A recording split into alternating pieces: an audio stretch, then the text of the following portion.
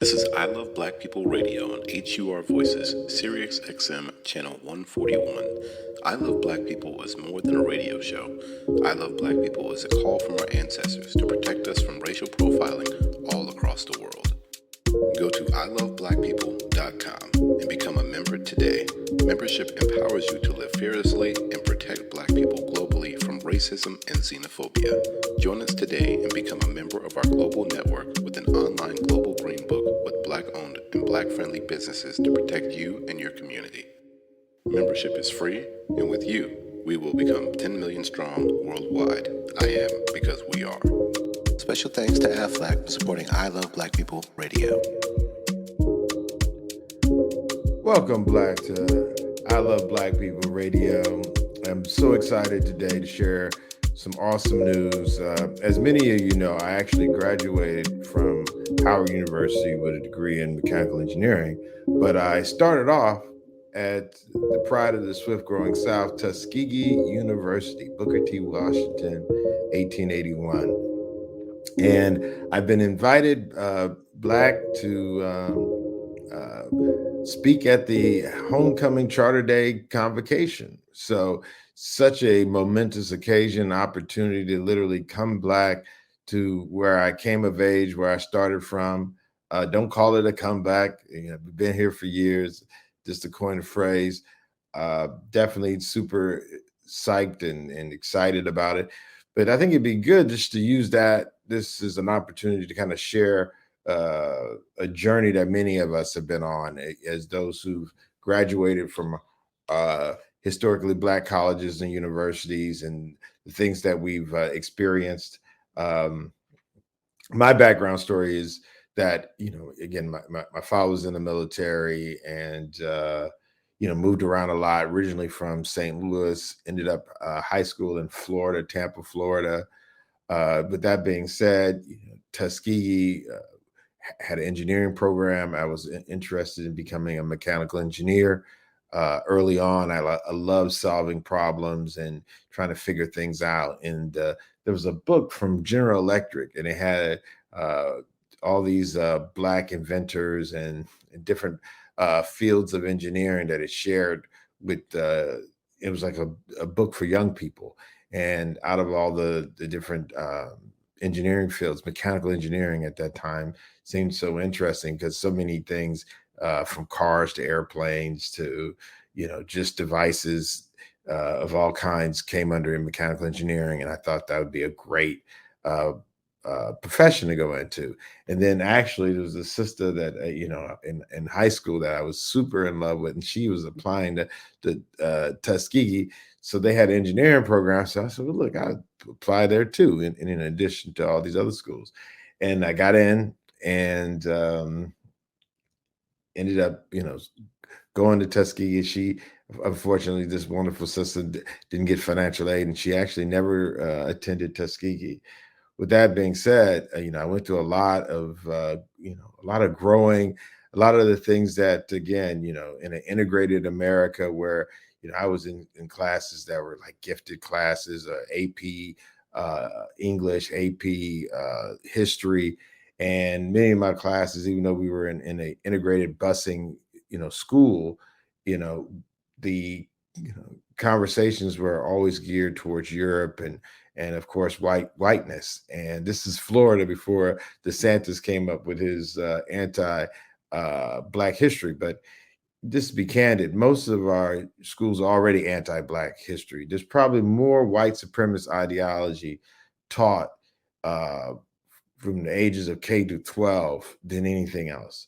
And that's not, again, not one mention of the Ku Klux Klan. Just, again, the things that we learned in school, Black folks were slaves, Black folks were savages in Africa, then slaves in America, and then Martin Luther King freed us. Like, if you really just boil down what's been said about who we are and our journey as a people for tens of thousands of years, they've been summed up in a very awful historical context. And this is not just schools in Florida. This is throughout the world. Again, I told you I was my dad was in the military, so we went to schools in Nebraska, Michigan, Illinois, Missouri, Florida. So all these school systems, even if the teachers were Black, had an orientation, a curriculum that was centered around, white supremacist ideology. And I think, again, going to Tuskegee was a opportunity to help kind of reset and give a perspective. And one of the things that was super awesome about it was that Tuskegee, being a private Black college, had students from all over the world. And again, we all woke up in Macon County, Alabama. So let's think about that. So I started college in '87. So this is when hip hop was really cranking and moving. And I learned and came of age in the middle of a rural county in Alabama. And we had, students from New York, Chicago, LA, East Coast, West Coast, South. Atlanta, of course, was huge. And it was like a melting pot of our Blackness. And again, even met students. It was the first time I met students from Africa. I probably, up until college, had met more people who were Koreans and Asians than I had met actually folks that actually lived in Africa. It wasn't until I went to HBCU, and even that context, the type of Black folks from the continent that that would go to school in the middle of Macon County, Alabama. Like, that's a big deal. That's somebody who's very intentional. You don't just kind of like, I kind of, in a way, but you don't just kind of randomly find yourself at Tuskegee University. That's oftentimes something very deliberate. And again, Tuskegee's history is very, again, historic. I mean, history is very prolific in the sense that Booker T. Washington set the tone for many of the historically Black colleges. So even though he attended a historically Black college, Hampton, at the time, Hampton Institute, and we all know what the real HU is, but Tuskegee was also Tuskegee Normal School and Normal Industrial School, and then Tuskegee Institute, and then finally Tuskegee University. So many of the things, even at Howard University, he was on the trustees.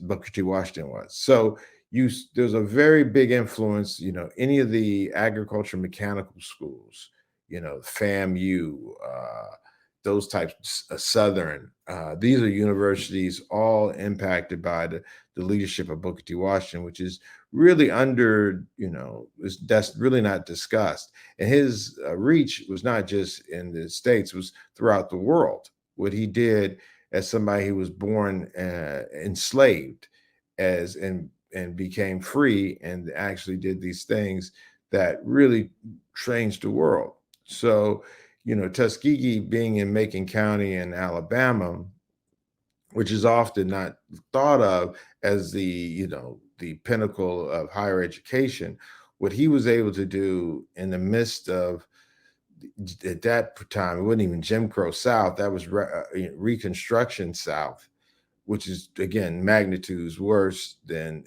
Jim Crow South, even though it wasn't chattel slavery. His ability to manage northern whites, southern whites, to build a space for Black young people to liberate their own communities and liberate themselves is pretty amazing. And the legacy of that, it lives on through all of us who attended. And I think what's important about that, even when people talk about the Tuskegee Airmen, why did the government pick Tuskegee? You think of all the places, big cities, Chicago at the time, or New York, or Washington, D.C. They picked Tuskegee because of how prolific it was for a community of Black people who were literally coming together collectively in self-determination. So it was really a bustling place that was an example. And when you talk about Tulsa, Oklahoma, Tuskegee was the foundation that inspired the Tulsa, Oklahomas, and many of the thriving communities that we would see. Booker T. Washington, he said, cast your bucket down where you are, meaning literally utilize the resources of your own community to build from, and as opposed to looking outside of that. And he did that during a time where, again, there was Black people and their communities were very insecure. and to actually create a blueprint that would ultimately make sure that we were able to develop the hands, the heart, and the head. That was some of his key philosophies: developing the hands so that you could do for yourself, your head so that you could have the ability to think for yourself, and your heart so you could have the character to actually do the right thing. And he did that as a part of all of what he did to elevate our community through the university. And at that time, we say university, but even backing up to what an institute is, like, to be candid, there was real issues that needed to be resolved that may not have been directly connected to higher education. And Booker T. Washington made it so that in the earliest days, of course, it was about normal school. So when you hear normal school, these are education schools that were creating teachers. So initially, they were sending down like white women teachers to the South, and they were getting like harmed. The worst thing, worse than a nigger lover was a nigger teacher. Like, that's like, if you were teaching black people, that was like a horrible thing. So let's be clear: in the United States, up until 1865, and in many places, it was illegal to teach uh, uh, enslaved African people how to read. So it's one of those things where, again, we take oftentimes history out of context. And what Booker T. Washington did with people who literally had lived through those conditions was to help them rehabilitate themselves to a point where they could actually do for self. And that was his key thing. So Tuskegee, early on, without a degree, you could graduate with a trade certificate: carpentry, brick mason, plumbing. These were all real things that were available for our people to use as means to help themselves get through the horrible conditions that were still facing our people at the time.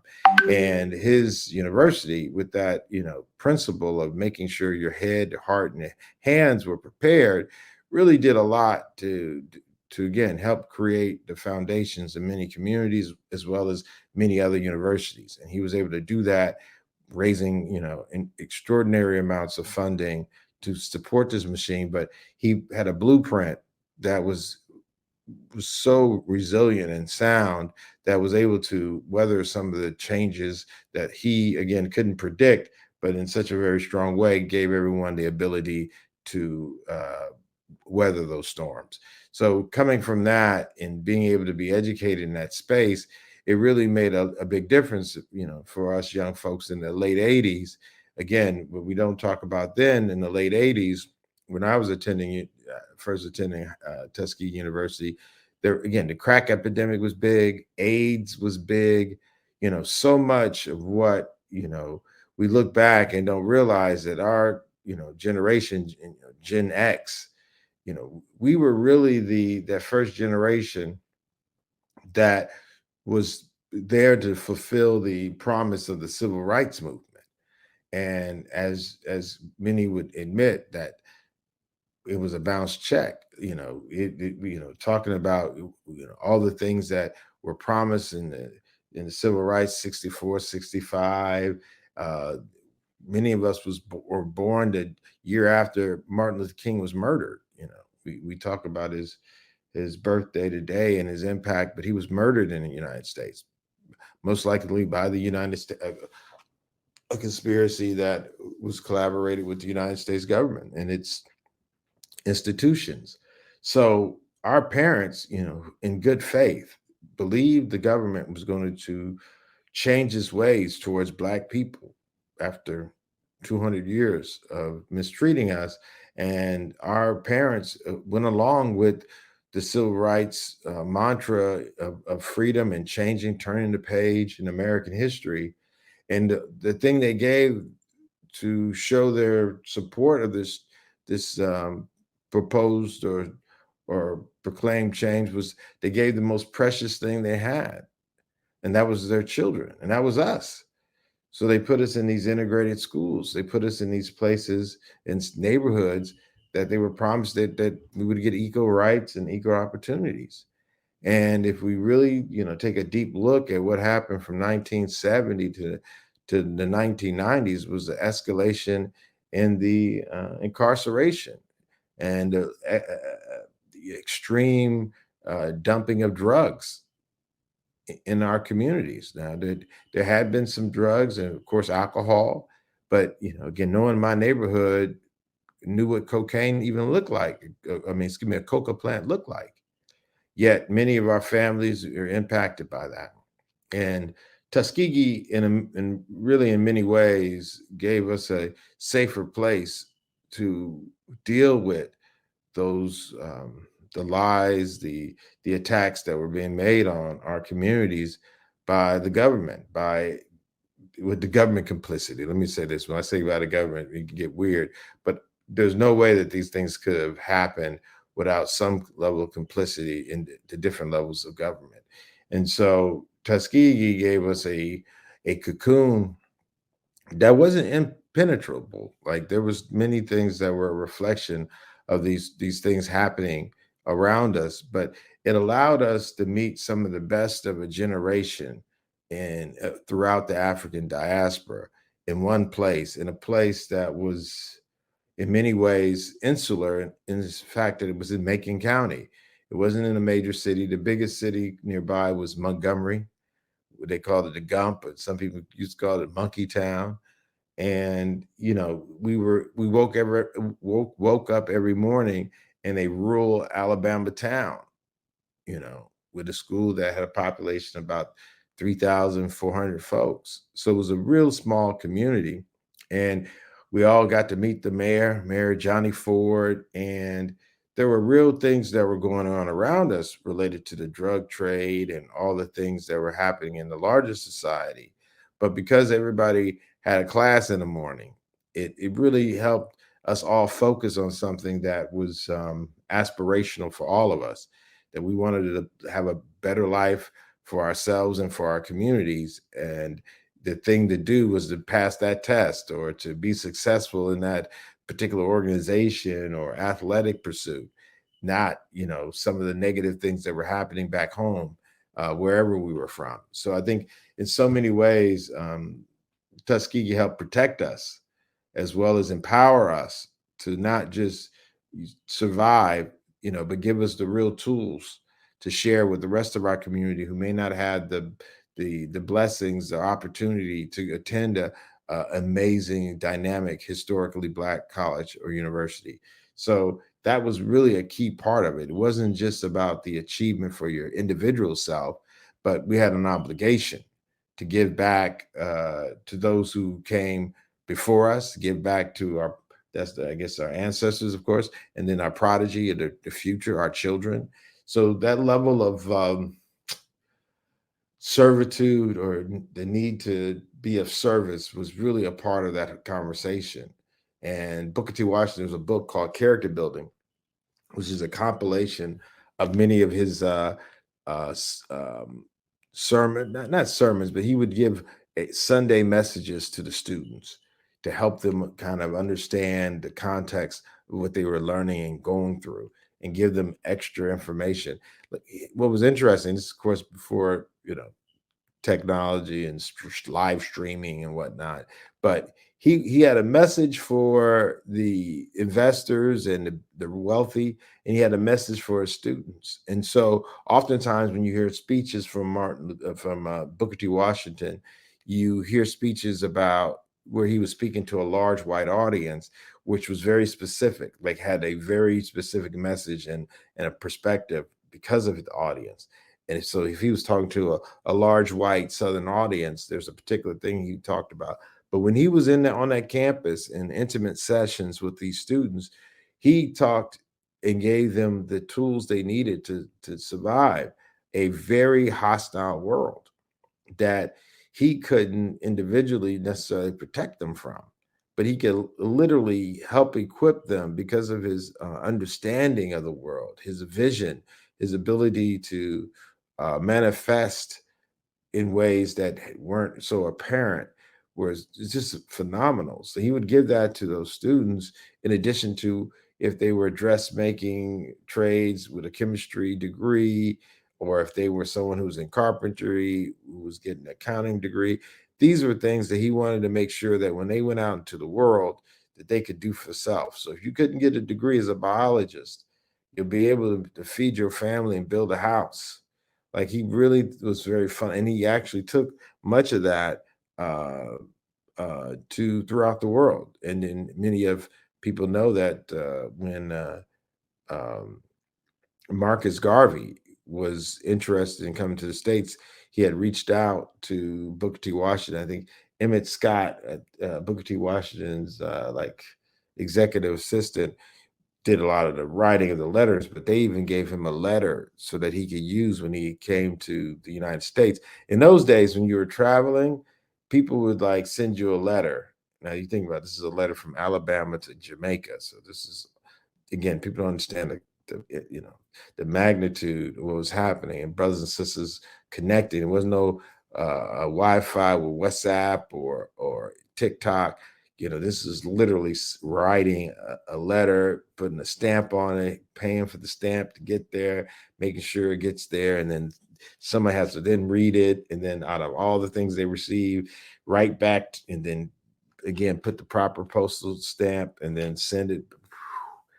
That's a lot. And that was what happened with Marcus Garvey. And he got a letter, and these letters would be letters that people could use that when they were traveling as Marcus Garvey, even though Marcus Garvey traveled to the United States for the first time and Booker T. Washington had already passed in 1915, he still was able to use those letters to help, move and navigate the United States. Because, hey, I'm here. Booker T. Washington sent me a letter saying that you would be somebody to help me. Like, these are things that help in so many ways. Just navigating it, again, spaces that aren't as transparent as they may even not necessarily be today, but they definitely weren't transparent in those days. So that experience was so powerful, coming of age in a setting where again, you know, George Washington Carver, you start thinking about, some of the impacts that he's had. And he was an early professor at Tuskegee, showing you how powerful Booker T. Washington was at attracting some of the best and brightest minds to his endeavor. Like, that's a very powerful point that we don't talk about. We talk about his ability, his prolific fundraising, but even in that, for him to get some of the best to come there. And even W. Du Bois, when he was kicked out of the AUC, he was able to teach at Tuskegee over like a summer, and even some of his projects. And a lot of people don't know, I think it was Booker T. Washington's second wife attended Fisk with W.B. Du Bois. I think it's Olivia Davison. So, these are things that, again, when people are talking about what they need, what this history means to us, there's some very important pieces of history that we can use in context. Like, we can't take history out of context. What Booker T. Washington did from 1881 to 1915 was just transformational. What we see now, we don't want to repeat what Booker T. Washington did. We need to expand and expound upon it. And I think in many ways, as graduates of Tuskegee, but again, as I told you, the reach of Booker T. Washington transcends one university. It's so many universities that have been touched by Booker T. Washington alums, mentees, as well as from his philosophy, his blueprint to education, as well as him sitting on their boards and whatnot, that we now benefit from. And the question becomes, what are those moments that we're transcending like he did? Not exactly, but how do you transform a group of people from their situation to the world that's yet to come? And that's something that's really heavy, especially when we talk about white supremacist ideology, and what we're being taught in school systems.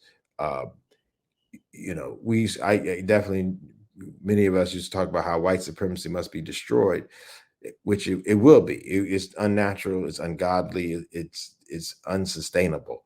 The question then for all of us who don't practice or don't wish to be a part of the ideology is, what are we going to replace it with? What is the world that we want to see, and how does that world operate? And how does that world come into existence? We have to be the ones that are literally plotting that course now. We don't want to wait. We don't want to wait to the fall of white supremacist ideology and then be in a quandary like, what do we do next? We really need to be working on what's best for humanity, for the galaxies right now. And with that being said, I think Tuskegee and of course Howard University, which allowed me the opportunity to finish my education. There's institutions that are here to help us, and they may not be what they should be. They may not be what they're going to be, but it's up to us to make them that. Booker T. Washington and many of our ancestors that we don't even know.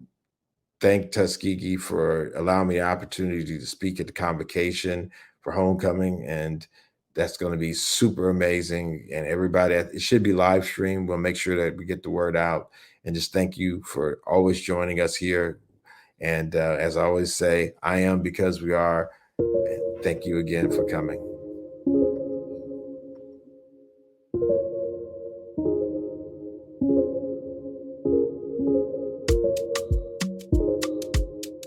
This is I Love Black People Radio on HUR Voices, Sirius XM, channel 141. I Love Black People is more than a radio show. I Love Black People is a call from our ancestors to protect us from racial profiling all across the world. Go to iloveblackpeople.com and become a member today. Membership empowers you to live fearlessly and protect Black people globally from racism and xenophobia. Join us today and become a member of our global network with an online global green book with Black-owned and Black-friendly businesses to protect you and your community. Membership is free, and with you, we will become 10 million strong worldwide. I am because we are. Special thanks to AFLAC for supporting I Love Black People Radio.